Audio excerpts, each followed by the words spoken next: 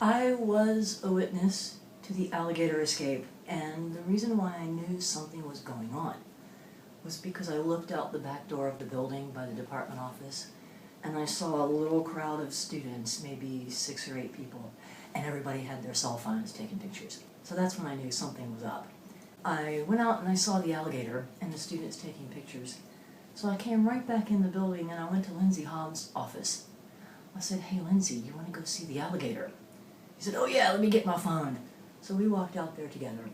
And after, I guess, I don't know, 5 or 10 minutes, UL police officer walked up and was going to try to shoo the alligator back into the pond. Well, we just make sure that, one, we don't harm the alligator. The alligator doesn't harm, any of the students or anybody that's in the area.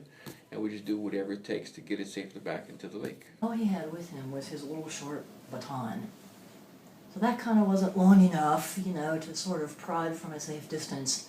So he went across the street to ULPD and got the big long stick. They had a couple of other ULPD officers that walked back with him.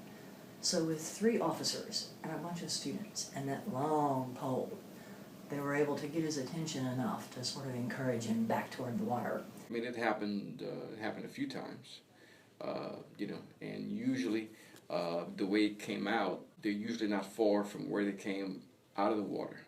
So if you get enough officers, and of course an alligator doesn't like confrontation just as much as we don't want confrontation with the animal.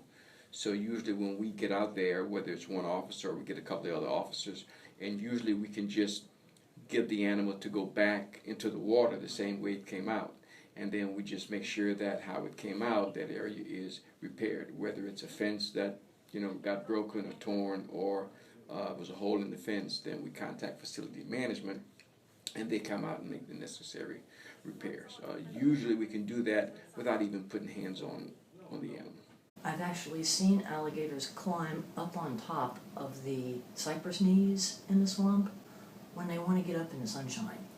So I think they're able to climb enough to get over the low parts of the wall. And I think that's how they're doing it, but I don't know for sure. That was pretty funny to see it taking, 3 police officers and a bunch of cheering squad from the students.